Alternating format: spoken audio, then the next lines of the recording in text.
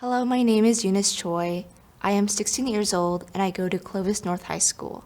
The name of my film is Contemporary Education Barriers in Fresno's Concentrated Poverty. So I was initially inspired to make a documentary about the economic disparities in Fresno's education system because as I was visiting certain schools in southern Fresno, I noticed that some schools used portables as classrooms and didn't have the funding to power our programs or utilize the funding toward transportation.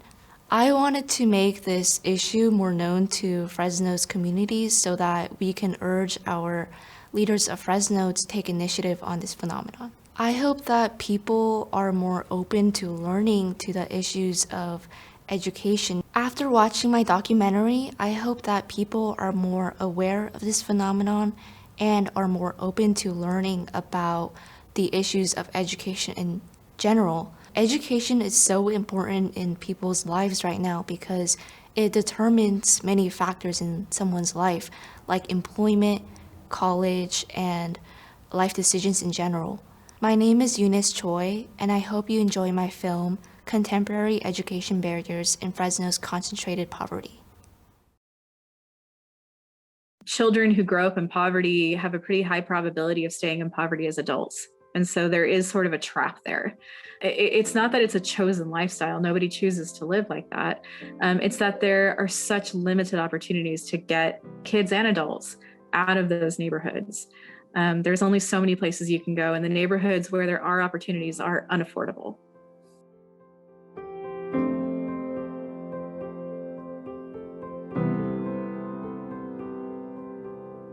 So currently residential segregation in Fresno I would say it's moderate to high, depending on which groups you're talking about. The areas of concentrated poverty in Fresno are predominantly in South Fresno. The unfortunate reality is that schools still primarily rely on their local tax base.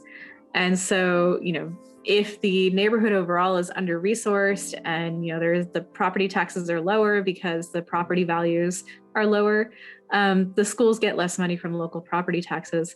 And on top of that, wealthier schools also get more donations from families. They get more financial resources directly from families who invest in the education of their own children with money. And so schools that don't serve families that are wealthy don't get those same kind of financial perks from the families directly. So they get less donations, they get less volunteer time from the parents. Those financial resources, create better in-school environments. So better materials, more opportunities for extracurricular activities, better conditions in the classrooms. So, even the quality of the structure and the upkeep. Sometimes we have a limit on things. Like right now, I think we'll be put on wait lists for like certain resources. Like for a simple calculator for like our statistics class, like for stats, you get put on a wait list because we don't have enough. And like some of their schools, like when we go to visit, you can see like they have all these high-tech computers and like all these cool like labs. In our school, we have like one lab and it's kind of small, and like you kind of have to wait in line to use the computer or get there early before like everyone takes it over. And like you can notice like some of the schools, like the way they're organized on the outside, they're very like, I don't know, you see like the modernness and like how neat, and like you'll see like the new improvements that are getting done, and like you look at our school and you're like, oh, like I wish we had like a new library or like we had a new seating area or something. Like I see like upgrades, like there's schools that have like certain upgrades that we don't normally get. So I feel like the damaged books and like resources that we have do impact students, because either we can't use it because it's not like workable, or because we'll just lose focus because we're like, oh, this page is missing, like I'll copy off of someone else, like, and I feel like that's what causes kids to slack off. And then if they're broken, then we can't use it correctly. And especially now that we're online, it's a big deal, because if your computer's not working, you can't really do the work that you're assigned. Transportation wise, like for the fundings and everything, especially over here like in Southeast Fresno, a lot of us have to either chip in for buses, or like they'll have to find a way to get enough funding to take everyone, and or they either like limit the amount of people that can go because we don't have enough money for the buses.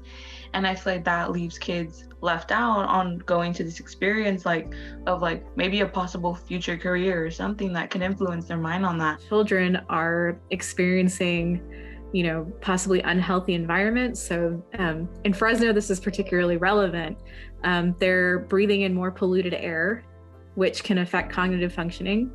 They're drinking contaminated water, which can also affect cognitive functioning. If they're living in neighborhoods that are, you know, might experience more violence or are closer to freeways, you've got all sorts of noise and stressors that can affect children's ability to just be fully focused on their education. Concentrated poverty creates these unhealthy environments for children to thrive.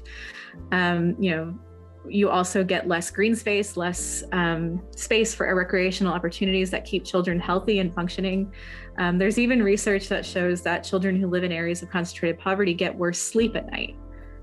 And if you're not sleeping well at night, you can't do as well at school during the day, right? These important physical components of life, you're not meeting those needs. And so it affects how well you do in school. I feel like to solve a lot of the problems at schools around the Southeast Fresno area a lot is the funding. I feel like the funding's a big thing because if we have more resources, we'll have more kids maybe want to get involved, more interaction.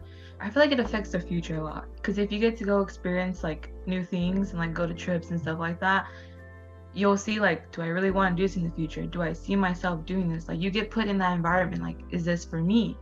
And I feel like with more funding and more trips, like educational trips, or even just having like resources, like new computers or like calculators, enough calculators for all the students, new textbooks, I feel like in a way that kind of gets them motivated, like, oh, like we got new books, like look at our books, like, you know, it like even the smallest thing gets like a student motivated, like even like adding a new like seating area, because they're gonna be like, oh, like I want to sit there. It gets them more excited.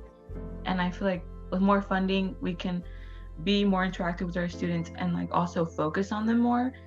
And I hope like teachers get that feeling of like less stress now if they make our classrooms bigger and maybe less kids, because I feel like we would have more space, they could have more one-on-one and help those like potential at-risk students from dropping out. Like we can help them if we have bigger classrooms but a smaller class size.